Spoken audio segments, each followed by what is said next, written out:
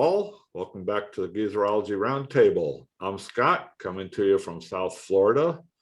Bob and Dan are up there in Missouri on the opposite sides of the state, but through the magic of the interwebs, we are all here together, right in one place.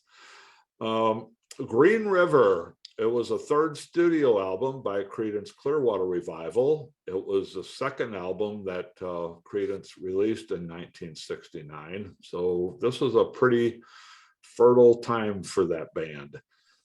This one came out in the summertime on August the 3rd. This album featured two double-sided hit singles. Both of them released ahead of the album. Bad Moon Rising and Lodi were released in April, and Green River and Commotion came out in July. Both Bad Moon Rising and Green River, the title track from this album, hit number 2 on the Billboard Hot 100.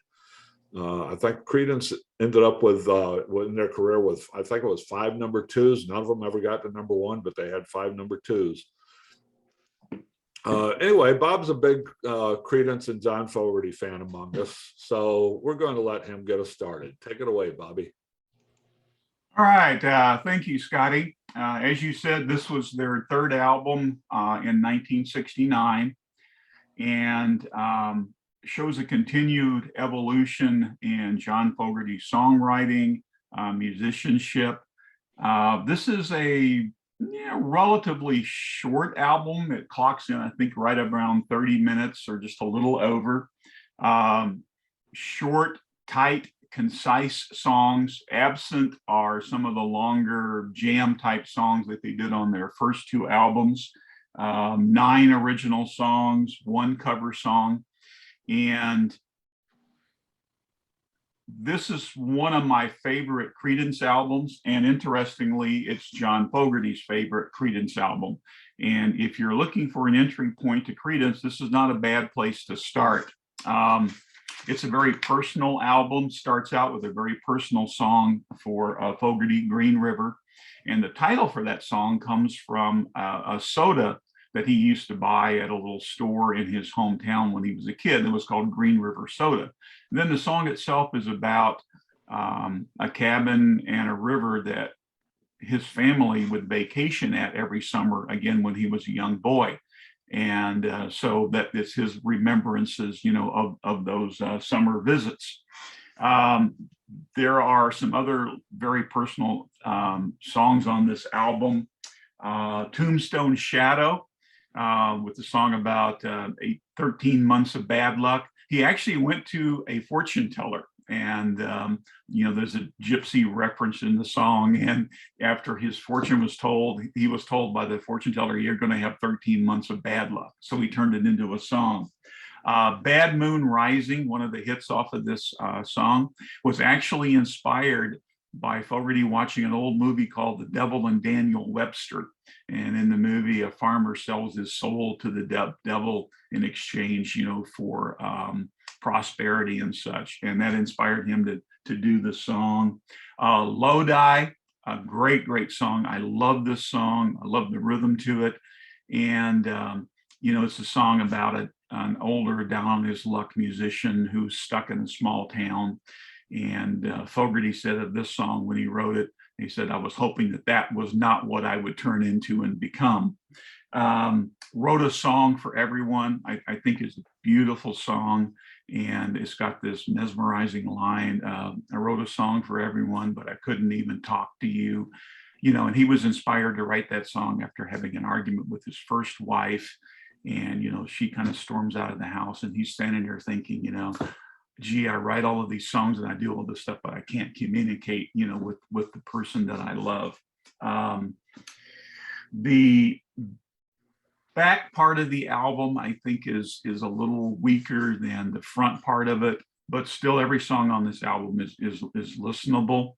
And the thing about Creedence that really comes across is prior to going into a studio, they would rehearse and rehearse and rehearse.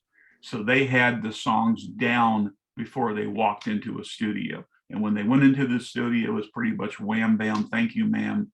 the songs are cut and they're done, other than coming back and doing the mixing and final touches and stuff. And that was part of Fogerty's work ethic, and he really drove this band to do that. And I've read some interviews where like the engineers talked about how awesome Creedence was to work with, because they were better prepared than any band ever to walk into a studio. And I was thinking about contrasting that to that massive documentary, that we saw, Let It Be, about the Beatles here recently on Disney, where they would go into a studio and just spend hours noodling around and here's part of the song, and then they'd come back and work on it again later. And said that Creedence completed these albums in the studio for like around $2,000 because their studio time was so short. And I think that really shows in these songs about how tight they are, how well composed they are. And so anyway, it's a great album. I think it's a great place to start, if you're looking to get into Creedence. And as I said earlier, it's one of John Fogerty's favorite albums. So your in a nutshell. So your takeaway from this, and I want to try to, since we're going through the discography consecutively. So your takeaway from this, as compared to what they've done before, is that Fogerty's songwriting has gotten stronger. I believe so. And, yes. And his basically his internal mission statement is really coming into focus. That's kind of what I'm taking away from what you were saying. Yeah, I'm gathering that, one, not only from my own opinions, but I just finished reading Fogerty's autobiography, and you can see the evolution of him there as a musician, and he is evolving more and more into the sound that he wants. And if I could level a criticism of Creedence, and I love the music, I love the band. And what I appreciated here is you're seeing more songs being developed from just Fogerty seeing life around him. And, he's writing about things that I think we can all relate to. So yeah, I think it's an evolution. But anyway, as I say, my criticism of Creedence is, one failing is, to some degree, they just made the same album over and over again in some ways, which is, I think, one shortcoming. Fogerty found a formula, it worked, and he stuck with it. So, if you like the music, you're happy with hearing it over and over again.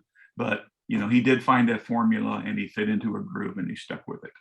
Yeah, Dee, I'll give it to you in a minute, but let me just comment on that. I thought, and this is a thought I was having. Like we said, this is the second album.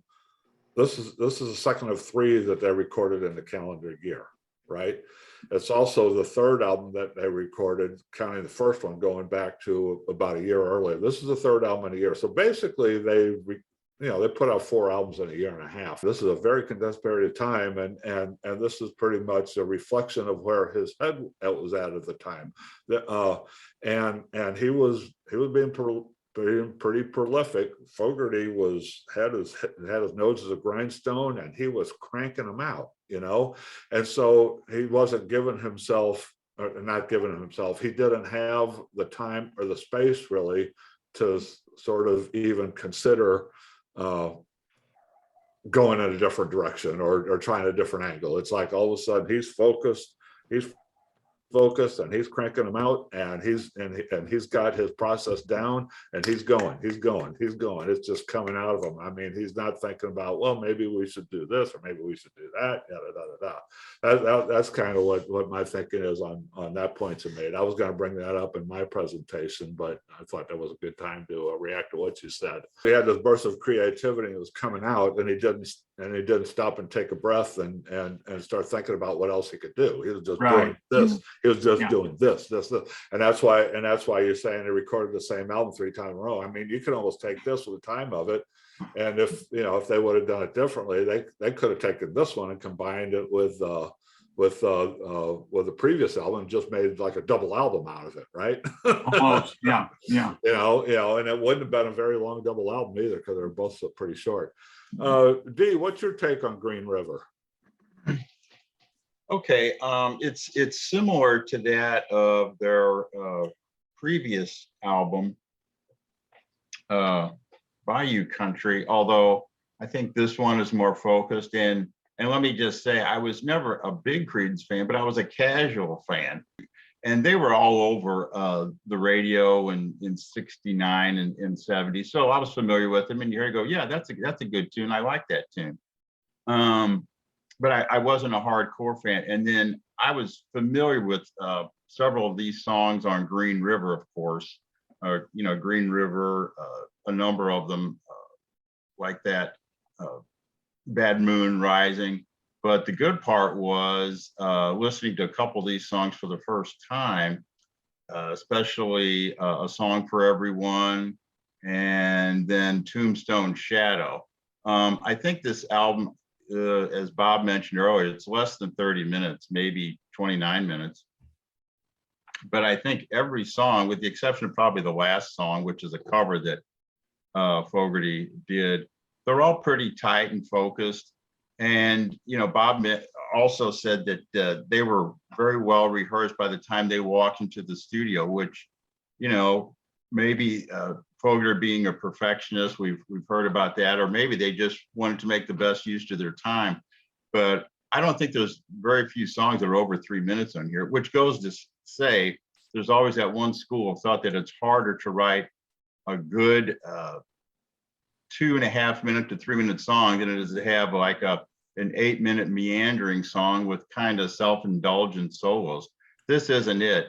There was some soloing on the previous one. There's only one solo extended that I could think of, and I think it's in Tombstone Shadow, where he hits the same note, I guess, about, 20 or 30 times, and which is something that Neil Young was doing too, about the same time, that kind of high-pitched, twangy note stuff. But I would say overall, Lodi, yeah, another great song. His songs were very personal, very, taken from his life. Nothing deep or mysterious about the lyrics, but boy, he sure is. He's swimming in the swamps of Louisiana with the songs about riding flat cars and throwing flat stones down the river and talking to, palm readers someplace and getting good lucky charms. I guess it's a marriage between a little bit of late 60s optimism and some country stomp and blues rock. And all of these songs are really accessible, which I think led to their popularity. And it's been said before, this Green River, which was the middle part of this amazing output they had in 1969, obviously Fogerty just hit the mother lode of his creativity. It was just coming out of him, and they took advantage of it. This album is easy to listen to. I think anybody who's not a Creedence fan, this would be a good entry point, because it doesn't have sort of the, they weren't fully focused in their earlier times. And I know too, it had that John Fogerty's brother, Tom, listed as, he plays rhythm and background vocals, but I can't recall very much background vocals in this. They do. There's a little bit on the cover. The nighttime is the right time. That's the time when I heard the background vocalist happening. And another clue to this, and I don't know if it was the record company or maybe it was John Fogerty or both, but you take a look at the cover of the album, you can tell who they want the attention to. Here's Fogerty with a guitar standing about 10 feet in front of the rest of the members of the band. They're standing together looking kind of sheepish. And, Fogerty, he's got this look, yeah, I'm kick-ass, I'm bad. I wrote the songs. I think it was probably a little bit of both, probably the management. They said, you're writing the songs, you're singing lead, we'll put you out front. But I just thought the way it was framed, it just diminished the contributions of the other band members. And you know, everything I've read about them, they were pretty well respected, and they could put down the chops, you know, in this blues rock, roots rock category that a lot of people and writers like to put them in. So, you know, the songs from this album are, you know, part of the late 60s, you know, centerpiece. I mean, my gosh, you know, there's just gold here. But I'm not a bit, you know, I say a hardcore, but I like it. You can't deny its influence and presence.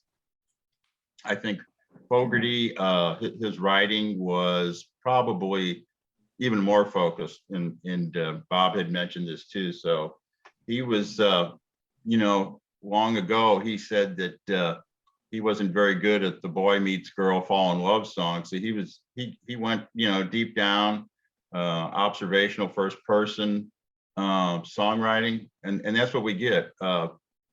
Some of these songs, it's melancholy and anger, but yet it's always, the music is always on an upbeat. So there's that contrast, which, you know, makes for good music and I think good art.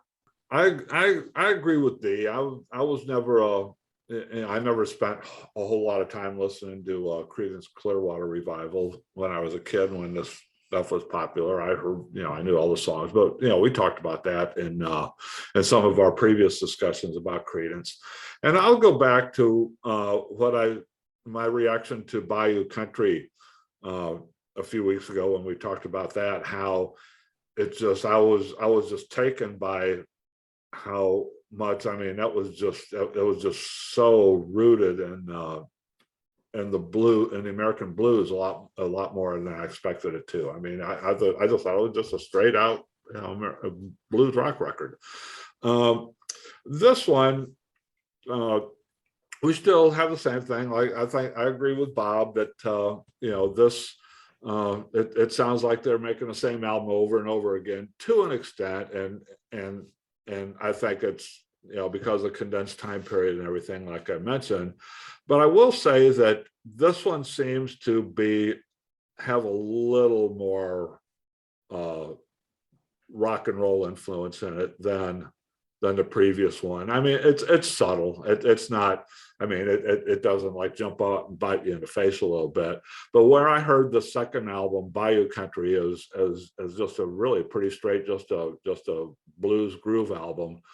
I hear a little more rock grooves in here. We're still talking about just laying down grooves and letting Fogerty just do his thing on top of this groove that that his brother and the two other guys set down. And it's not surprising. I hadn't considered that but when Bob said they spent so much time rehearsing and they just went in and got it done and got out. Well, you know, part of that function was that, you know, you got 3 out of the 4 guys here that really didn't have a whole lot of things to have to learn. You know?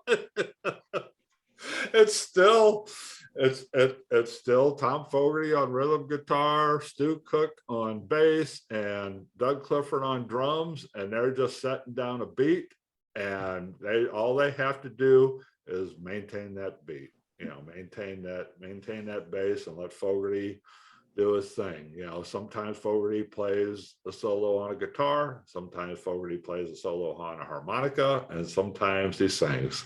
You know, that's pretty much what this is. It's tight and it's concise, it's simple, and that to me, it makes it really easy to listen to. It's not boring. I'm not saying it's boring or it's uninspired or anything. It's really good. And, you know, once you get pulled into this, you know, you're there for a good while. You know, there's, you know, it doesn't get old. It doesn't get boring. Well, you know, a lot of the reason here is because it doesn't last very long. Only about 29 minutes. I'm still there. I'm still thinking this is pretty good. And again, if this was an album that came like we get now, 2 or 3 years after the previous album, I would be sitting there going, what have these guys been doing for the last 2 or 3 years?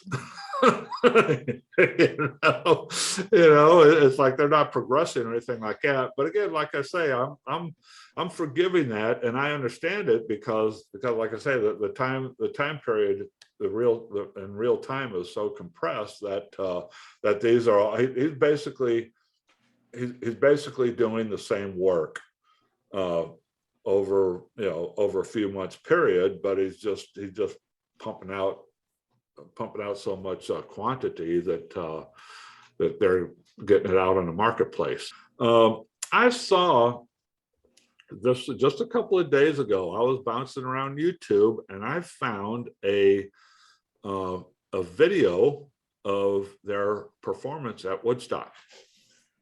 It was a short one. I'm not sure who the person is who put this video out there, but they called it an enhanced video. So they enhanced the video and probably enhanced the sound a little bit, but it looked pretty good. And they performed I Put a Spell on You, Bayou Country, and Keep on Chugling. Those 3 songs, three pretty much of their jam songs. And I found it really interesting watching them on stage, because I've never really seen them on stage except for just a little 30-second clip or something like that.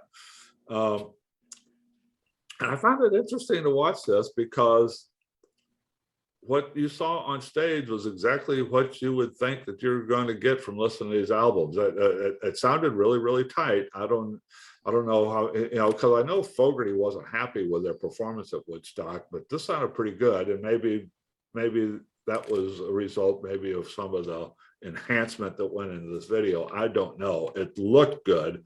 If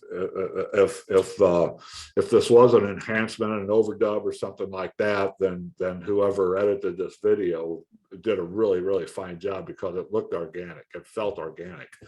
But basically, here you have 4 guys on the stage, right? And you have Doug Clifford sitting there just keeping a beat. You have Stu Cook on the bass just sitting there, boom, boom, boom, boom, boom, boom, boom, boom, just standing there picking at his bass. And you have Tom Fogerty on a rhythm guitar just standing there strumming, not doing much of anything. And then you have this other guy over there, John Fogerty. He's singing sometimes, he's playing his harmonica sometimes, he's playing the lead guitar sometimes, he's moving around, jumping around. I mean, it was really interesting, because it's exactly what you would expect from listening to his albums. It's just basically the John Fogerty show, and the other 3 guys are basically just props.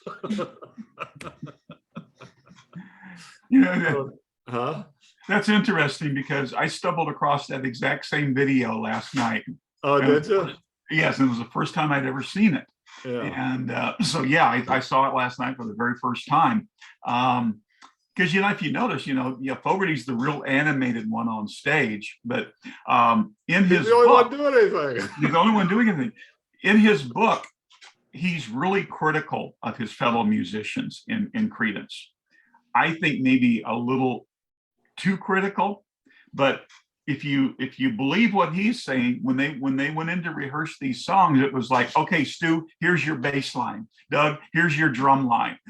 Tom, here's That's what I'm saying. That's what I'm going back to what I was saying. Why they were able to get in and get out so damn fast, because it's this, just like Stu Cook, you do this, Doug Clifford, you do this, Tom Fogerty, you do this, and then I'll take care of the rest. Right. And he was really there wasn't any real back and forth going on like you're talking about in the Beatles. Part of that was they were all like bouncing ideas off of each other, and somebody said, "Oh, I got this, I got that." That wasn't happening here. John Fogerty is saying, "You do this, you do this, you do this, and let's go." and the critical part was he was intimating that they weren't capable of coming up with stuff on their own. Well, yeah. Now I don't know whether that's true or not, but that's his take on that. Fogerty had this incredible work ethic, and the first couple albums, they had some longer, looser type jam songs on there. Those were done intentionally with the idea of getting the attention of FM and underground radio. And Fogerty says that after the success of Bayou Country, he now had the freedom to do more what he wanted to do, which is why this album starts to reflect more his musical direction, because it doesn't have those jam type songs. And he was really critical of bands like the Grateful Dead. And that's part of the reason why he never released the Woodstock music, because in his book, he talks about going to see a Grateful Dead show up in San Francisco. And he just rips them to pieces, because he said, we're sitting there, they finally come out on stage, and he said they spend 10 minutes tuning up their instruments. And he's like, you should have been ready to hit the stage when you walked out there. The audience deserves that. They don't deserve you coming out, and noodling around for 10 minutes. And he really was down on musicians who, would take the stage drunk or stoned. Fogerty had a drinking issue, not a drug issue, but so he was really down on that. And at Woodstock, he writes about how, the whole show was running hours and hours behind, and they followed the Grateful Dead. And he says the Grateful Dead put everybody to sleep. And he said, when we took the stage, he said, everybody's zonked out and stuff. So he said, we were kind of playing to a dead audience. And he said he felt that afterward that their show wasn't up to the standard it should have been. So he refused to allow them to be in the movie and stuff. And he now says, yeah, I made a mistake. We weren't as bad as I thought we were. You're going, I find this stuff pretty interesting about Fogerty, but not surprising at all now that we know what happened, because he just seemed to me to be somebody who's just totally wrapped up in his own head. Yes, but I bring it up because you can see that movement on this album, to where he's doing more of the stuff that he wants to do, not necessarily the stuff that he thinks they need to do to get their attention. And where we get the shorter songs, we don't have the long 8, 9, 10-minute blues jams type stuff. Do you have anything to add about Green River? Well, it ties in with their appearance at Woodstock. And I think I've read before, the promoters, they wanted to get Creedence on there because they were riding pretty high. They were probably the most popular American rock band at that time that they wanted to include. And, it's a shame that, he decided, because he felt their performance was subpar and it wasn't on there. Because I can't think of any other American bands that had, well, I guess Jefferson Airplane and maybe Hendrix, but they weren't exactly riding a lot of top 40 success at that time. So, but Creedence Clearwater Revival had the #1 album at the time that Woodstock happened. This Green River, this was the #1 album on the U.S. charts at the time that Woodstock happened. So they were on top. They were on top at that time. Yeah, and I still say that the songs on here, even though I'm a casual fan, I think they hold up, and they're how should I say, representative of kind of the mood and vibe at the time, especially with Bad Moon Rising and tunes like that. But it was the John Fogerty Express, definitely. He rode that flat car all the way to the Bayou country. So they followed this up. They followed up Green River. That was in July that came out. In November, their next album was Willie and the Poor Boys. So we'll get, that'll be our next stop on the John Fogerty Express. We'll get to Willie and the Poor Boys here in the next few weeks, and we'll see. We'll see if there's any progression there, or if it's the same old thing. I have not heard this album yet, but I'm looking forward to diving into it. I do know the hits on that were Down in the Corner, Fortunate Son. Okay, so we'll get to that in a few weeks. Thanks for joining us, everybody. We'll be back next Tuesday with another roundtable. We'll be back on Friday with a review, one of us will do a review of a new album by an old artist, or an anniversary album, or something along those lines. It could be a Bob's Book Club. I'm not sure what our calendar has. I keep telling myself I'm going to check my calendar and have that in front of me so I can do the promos. I keep forgetting to do that. So anyway, just join us next Tuesday. Join us next Friday. We'll have something interesting for you. Thanks for listening, everybody. We'll see you again.